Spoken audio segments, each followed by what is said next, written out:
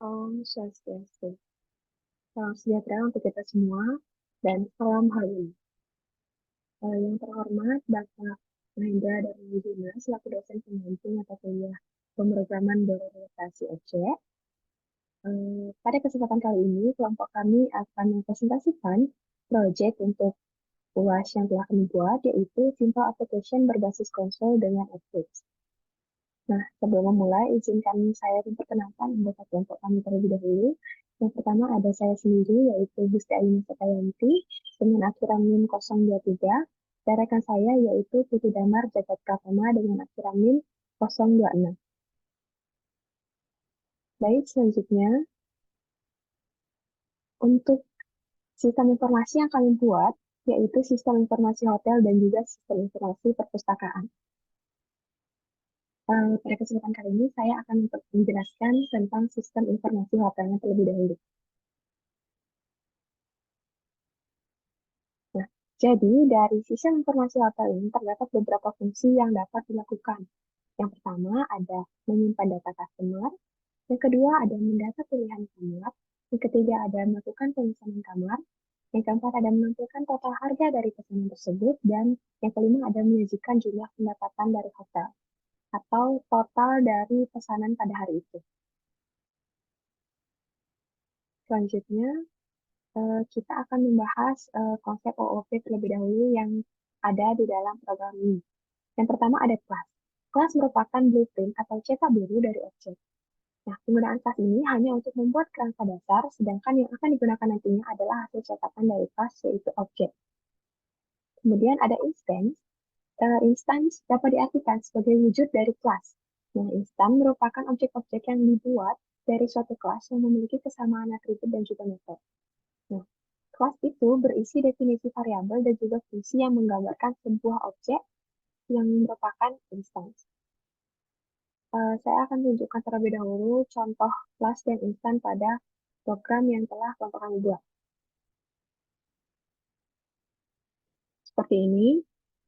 Jadi, di sini diketahui terdapat 5 kelas pada program atau aplikasi sederhana hotel, sistem informasi hotel yang telah kami buat, yaitu yang pertama ada kelas customer, yang kedua ada kelas informasi hotel, yang ketiga ada kelas kamar, yang keempat ada kelas tipe kamar A, dan yang kelima ada kelas tipe kamar B. Kemudian untuk instansinya atau objek yang berada di dalam kelas, contohnya adalah sebagai berikut. Di sini ada array list customer. List customer sama dengan new array. Jadi dia diciptakan sebuah objek baru. Selanjutnya,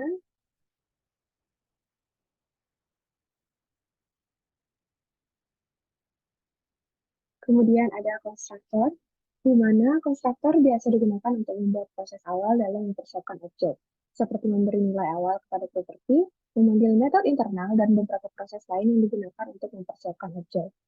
Nah, untuk konsep konstruktor ini yang ada pada program kami, diantaranya salah satunya ada di sini. Nah, jadi ini merupakan salah satu contoh konstruktor, di mana ini sesuai dengan salah satu ciri khas konstruktor, di mana nama metode sama dengan nama kelas. Di sini dapat terlihat namanya adalah kamar sesuai dengan nama kelas, yaitu kamar.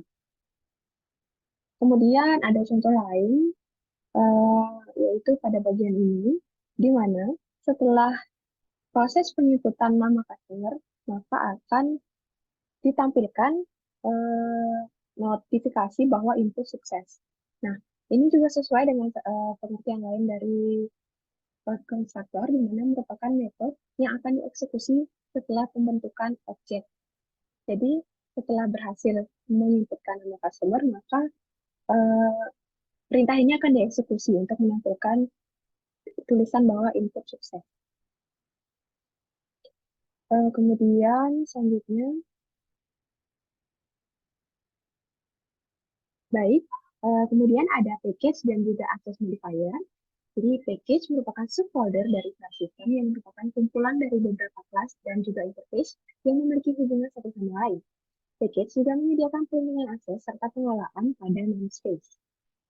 Untuk access modifier berperan sebagai pemberi hak akses ke dalam sebuah variabel, metode ataupun class dengan tujuan menjaga integritas sebuah data saat ingin diakses oleh objek lain. Nah, ada pun tiga jenis access modifier, yaitu yang pertama ada access modifier public, di mana access modifier ini dapat diakses dari manapun, baik dari dalam kelas itu sendiri, dari luar kelas, ataupun dari subkelasnya sendiri. Nah, kemudian yang kedua ada access modifier private, di mana ini tidak dapat diakses dari manapun kecuali melalui friend function dari dalam kelasnya sendiri. Kemudian yang ketiga ada access modifier protected, di mana access modifier ini menyebabkan sebuah kelas tidak dapat diakses dari luar, namun dapat diakses dari dalam sebuah kelas itu sendiri ataupun dari subkelasnya. Kemudian saya akan menunjukkan contohnya pada program yang telah kami buat. Pertama-tama, ini merupakan package, merupakan sekumpulan kelas seperti yang telah saya jelaskan tadi. Ini merupakan package hotel sesuai dengan nama program kami. Kemudian untuk access modifier, di sini contohnya ada access modifier public yang mengizinkan akses dari manapun. Kemudian ada access modifier private di sini pada kelas customer. Kemudian ada access modifier protected pada kelas kamar. Selanjutnya,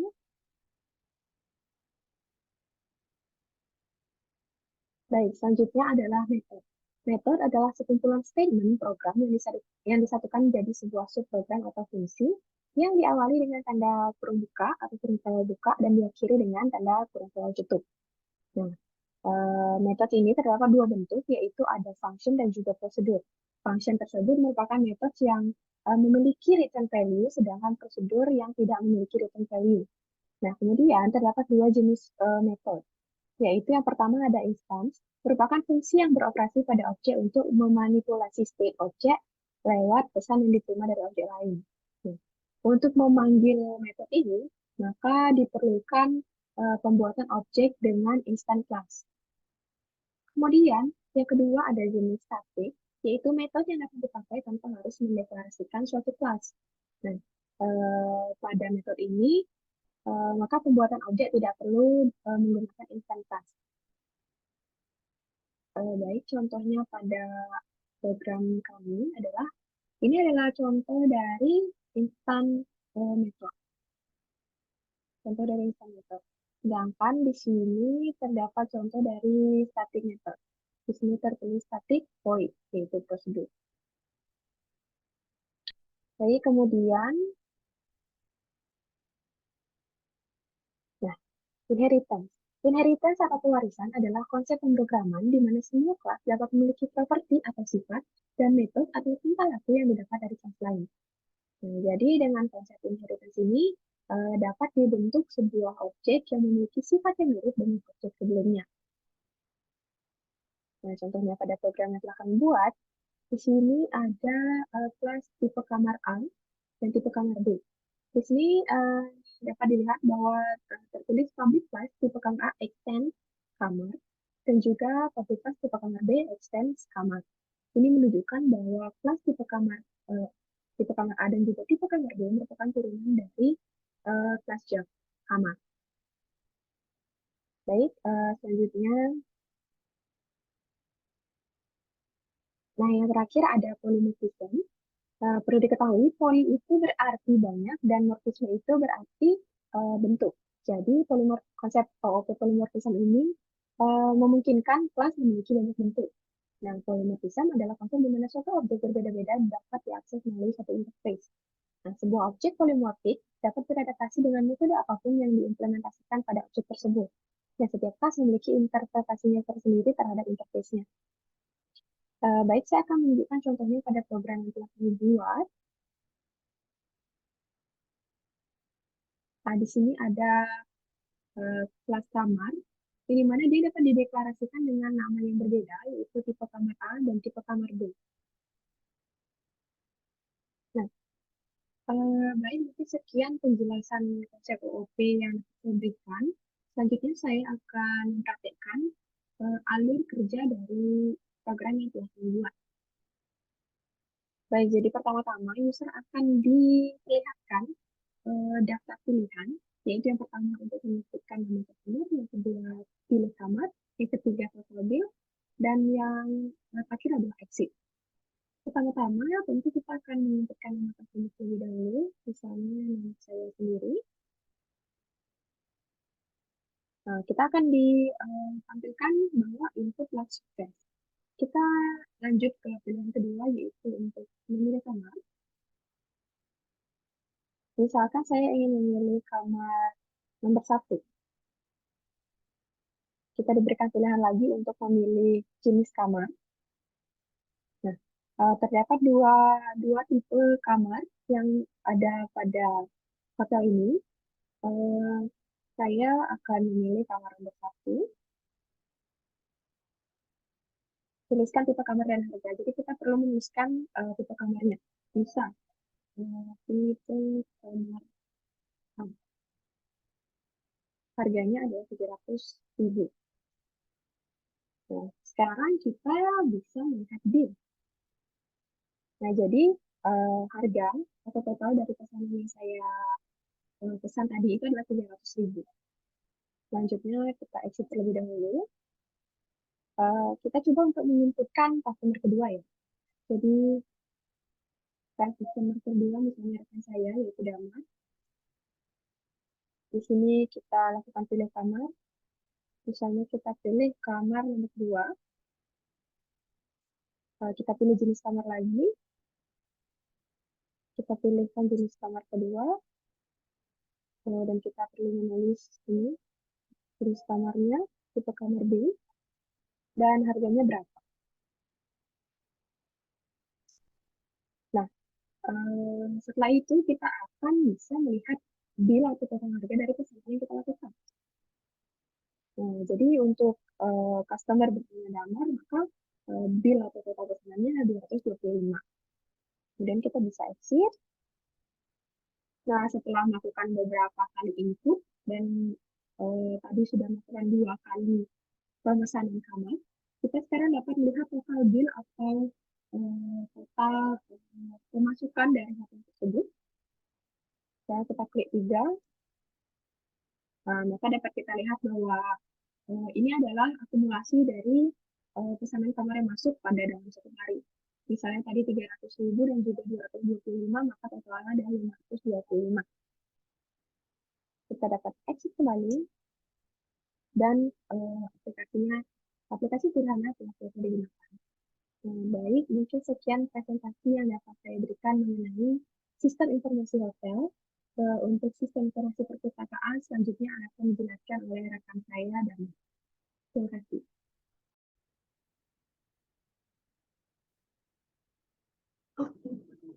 Oh, Swastiastu. Perkenalkan, nama saya Bruda Manjaka Pratama dengan NIM 21 19 09 1026.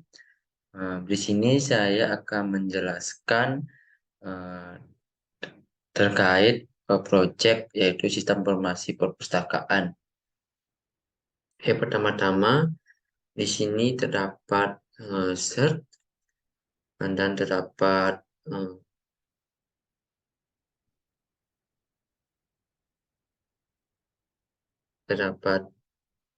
page yaitu page perpustakaan, dan terdapat juga kelas buku baru, kelas perpus 1, dan kelas MBH buku. Yang pertama itu ya ada kelas perpus. Pada kelas perpus ini terdapat code yang menjelaskan mengenai paket dari perpustakaan. Pertama-tama ini terdapat publik kelas perpus, lalu terdapat kita buat private string ISBN dan juga private string nama buku agar dapat diakses oleh kelas yang dimiliki. Dan lalu di sini juga terdapat publik kelas perpus, string ISBN, string nama buku, Di sini dapat disk ISBN sama dengan ISBN yang mana ini mengacu pada objek ISBN dan sama juga halnya seperti ini. Lalu terdapat public string get ISBN ini berfungsi untuk mendapatkan ISBN dan public void set ISBN string ISBN yaitu untuk mengakses ISBN tersebut. Bawahnya juga sama, di sini juga sama. Lalu terdapat kelas buku baru. Nah, di sini dapat publik kelas buku baru extend purpose. Nah, extend ini berfungsi untuk memanggil kelas lain. Dan di sini terdapat publik buku baru, string ISBN, string nama buku, super, super ISBN, koma nama buku. Super ini fungsi untuk mempresentasikan suatu objek dari kelas. Lalu terdapat tambah buku. Nah, di sini juga hampir sama seperti pada kelas buku baru. Beli kelas, tambah buku, extend, purpose. Nah, lalu di sini terdapat code keseluruhan program.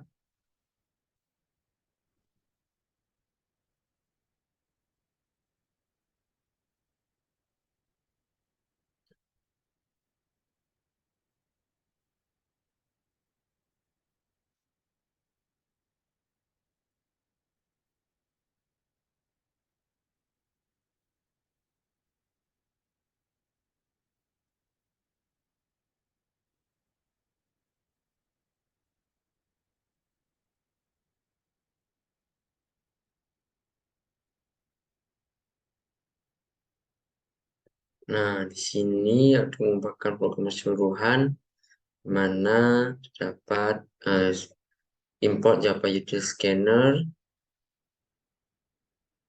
lalu scanner di sini terapkan, lalu ada release purpose, new release. Inti daftar di sini kita pakai sama dengan min1. Lalu do di mana pada sistem ini akan menampilkan daftar pilihan yaitu berupa list nama buku, yang kedua ada input buku baru, yang ketiga ada cek total buku, yang keempat ada tambah buku, lalu yang terakhir ada nol exit.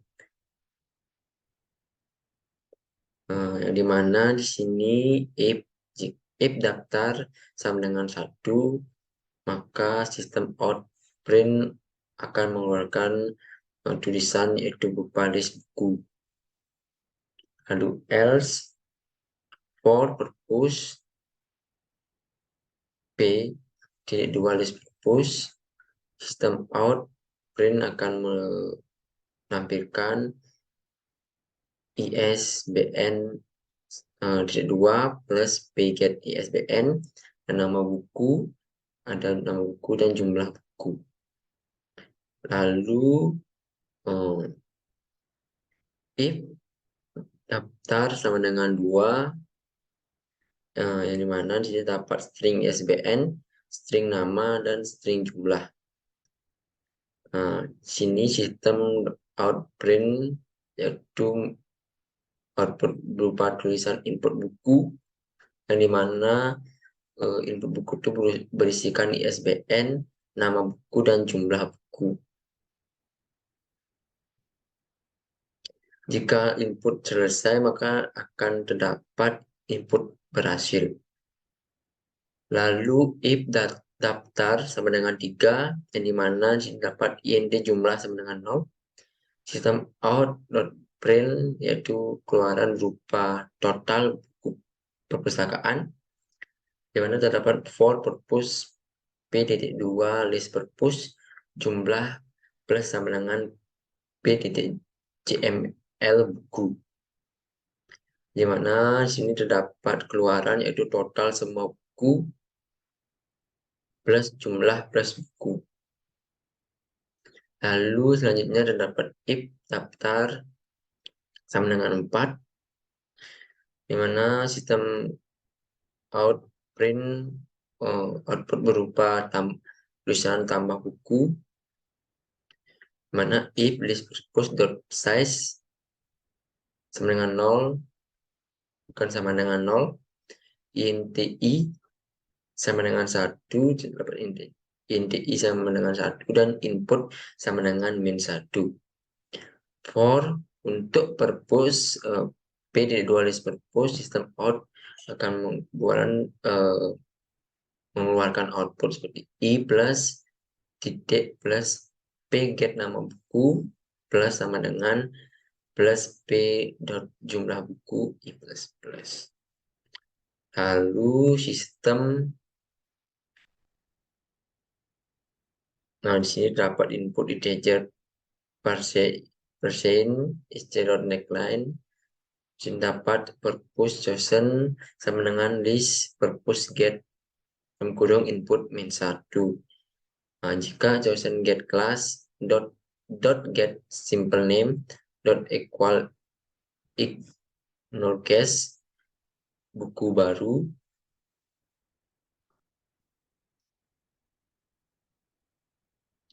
lalu di sini terdapat purpose stem sama dengan new dm bh buku chosen dot get isbn chosen get nama buku. Di sini juga terdapat list purpose dot add dalam kurung input -1, temp. Sini terdapat output seperti berupa tulisan buku ditambahkan. Nah, baik di sini saya terdapat while daftar buka sama dengan 0 sama dengan 0, sistem out print akan memberikan output terima kasih. Nah, sekian penjelasan bagian dari code tersebut. Di sini kita akan langsung run sistemnya. Oke.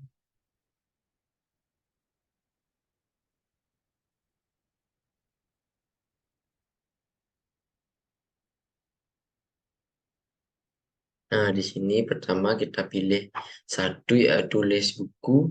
Nah, di sini list buku ini masih kosong karena buku-buku tersebut belum diinputkan.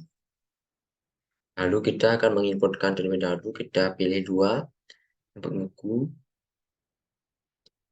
enter. Lalu kita masukkan ISBN, misalnya 9031112.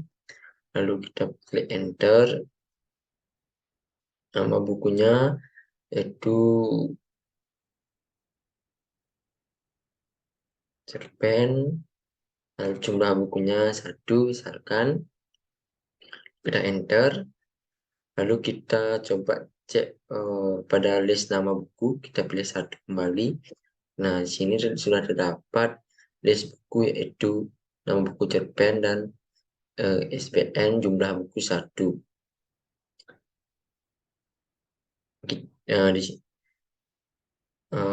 Kita dapat juga mengecek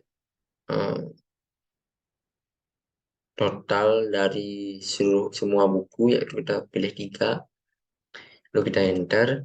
Nah, total semua buku adalah 1 buku karena baru 1 buku yang ditambahkan.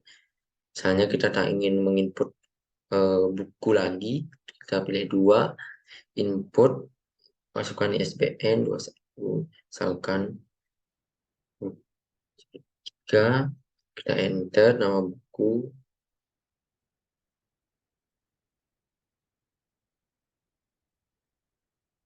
Matematika, enter jumlahnya 1, tekan, kita enter. Nah, sini kita coba lihat di list nama buku.